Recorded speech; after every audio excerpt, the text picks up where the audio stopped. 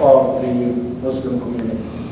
They made an agreement among all the tribes there that there would be no dealings with the Muslims and whoever supports the Muslims. And this was Muslims, they were not able to buy food, or to their women or men would not be able to marry. They were completely cut off the life of Quraysh. The tribe of Bani Hashim supported the Prophet ﷺ in this adverse condition, but this boycott continued for about, some narration says 2 years, and the other narration say 3 years, so it's between 2 and 3 years, and it was a very harsh life that the Muslims led during these times. And what happened is that at the end of, after 2 years of this, some of the people of Mecca, they became soft-hearted towards the Muslims when they saw the situation that they are living in. And 3 of these people came together and said, we cannot allow this to continue. And they said when they brought this to the bigger community, they were able to convince them that this is not, they should stop the boycott. So the boycott was stopped. But these are all trials. You can see that it's the period of the living in Mecca. The first 13 years of the religion were all periods of preparing the Muslim Ummah to be able to convey the true message to the whole world. And without trials, without adversity, this cannot happen. Around the year 10, after the Prophet was sent as a messenger, the Prophet lost his wife, Sayyidah Khadija, and lost his uncle, Abu Talib. And they call this year the year of sadness. And there is true that the Prophet ﷺ was sad about this loss, but his sadness was more because Sayyidah Khadija and Abu Talib provided great support to the Muslims and the Muslim community. And without them, that support declined, and the future of the community was a little bit not clear. The Prophet ﷺ did not stop, and that's the lesson you get from this. He knew that that things will happen with or without the human support. Allah subhanahu wa ta'ala is the one who sent the messenger, is the one who sent the message, and He's going to establish the message on earth no matter what. These are only trials so that we would be able to understand ourselves and increase our strength in meeting these adversity. The Prophet ﷺ started to actually increase his efforts in asking people to come into the fold of Islam. So, for example, he went to the city, it's the town of Taif, where he talked to the people of Taif to become Muslims. He was hopeful from studying the situation of that city that they would be able to use or come into the fold of Islam, because it would solve a lot of their problems. But they were coerced and they were harassed by Quraysh, so they succumbed to that harassment, and they met the Prophet ﷺ badly. And the Prophet was, this was a low point in the history of the da'wah. But Allah subhanahu wa ta'ala, you have to reach a low point before the curve can change and go up again. And when that time, the Prophet ﷺ was given a miracle, a physical miracle, which would make change the way, the course of the message and the course of Islam at that time. And this miracle is Isra and Mi'raj. The Prophet ﷺ was taken from Mecca to Bayt al-Maqdis, to Jerusalem, where he prayed with the other prophets, Sayyidina Ibrahim, Sayyidina Musa, Sayyidina Isa, and all of these people. They prayed all together in Al-Masjid Al-Aqsa. And this part of the trip is called Isra.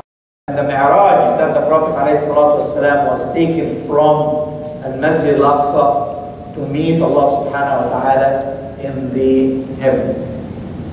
And this is,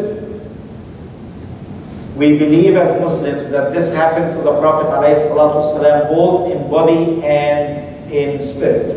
It's not a dream that the Prophet ﷺ saw, or it was not a spirit of the Prophet ﷺ that was taken to do this trip. Because the Quran clearly states in Surah Al-Isra, سبحان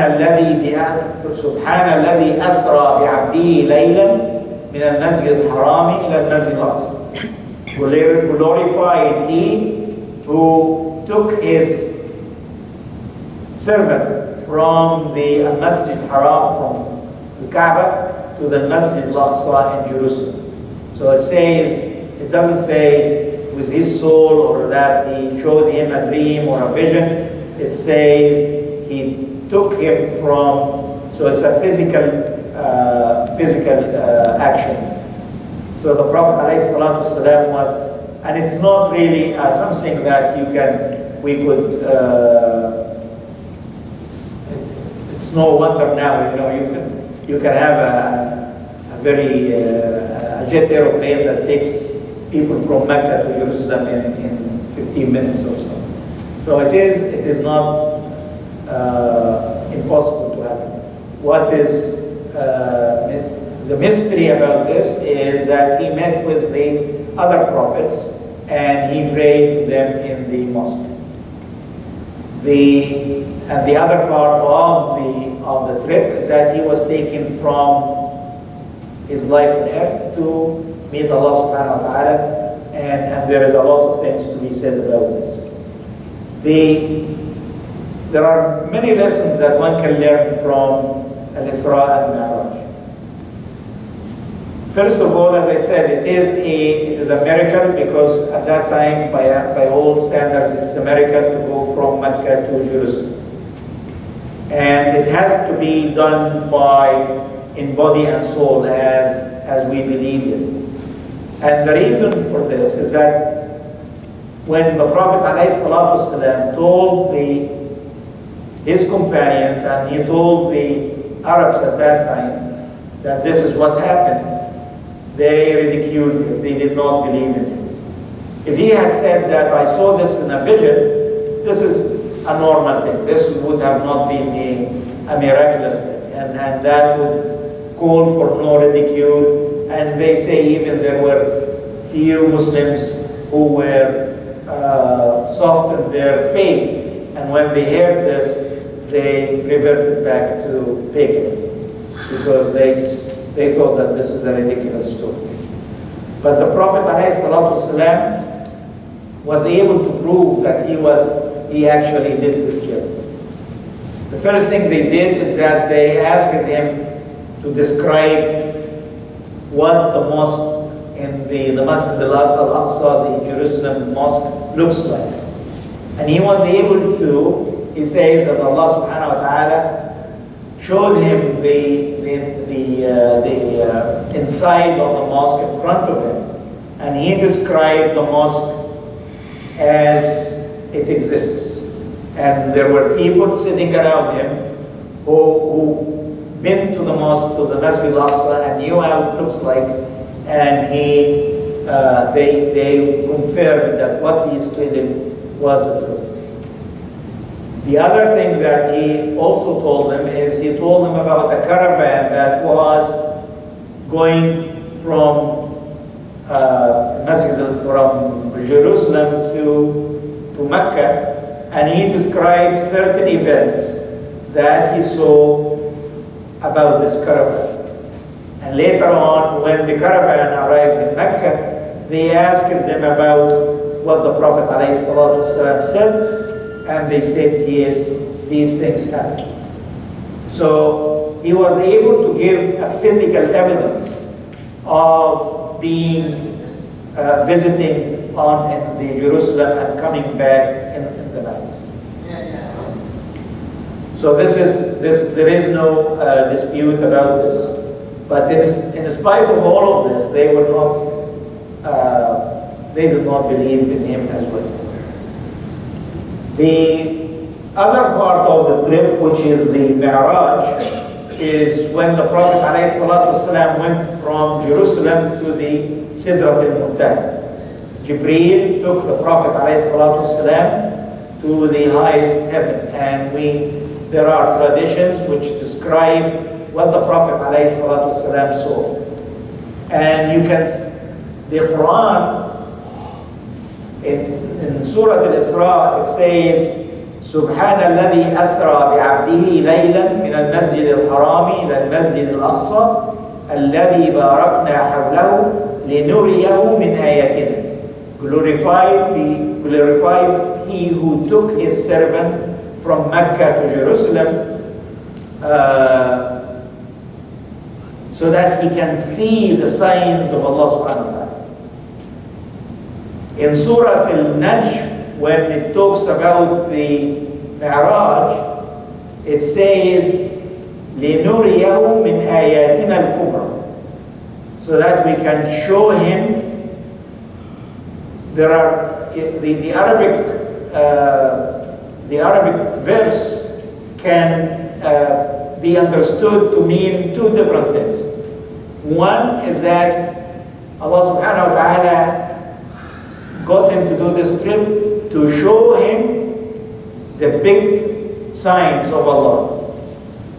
Or it can mean that he did this trip so that he can see the biggest sign of Allah subhanahu wa ta'ala. And the biggest sign of Allah subhanahu wa ta'ala is being in the presence of Allah and getting the revelation directly from Allah subhanahu wa ta'ala, not through Jibreel. And in that revelation, there were two things that were given to the Prophet ﷺ. One is the ending, the last verses of Surah Al-Baqarah, which enunciate the faith of the Muslim religion. The belief in the books, the belief in Allah subhanahu wa ta'ala, in the books and the angels, and in the messengers of Allah subhanahu wa ta'ala. And the second thing that was given to the Prophet ﷺ is the prescription or the ordination of the prayers. In that meeting or in that revelation, the Prophet ﷺ was told that Muslims should pray 5 times every day. We know that prayers were prescribed from the very beginning, but they were only prescribed with no structured form. The prayers, they would pray 2 rak'ah in the morning and 2 rak'ah in the afternoon. And there were no congregation prayers and so on. It was not in the form that we know it today. The form of prayers today has been done or detailed in the Al-Mi'raj. And that shows you the importance again of the prayers. Having decreed the prayers from the beginning shows us that this is something that is very essential to it is a pillar of our religion, and we should do it all the time, in all conditions. Having given it to the Prophet ﷺ in the Mi'raj, it gives you another hint that the prayers are actually the Mi'raj of the Muslim. When we do prayers,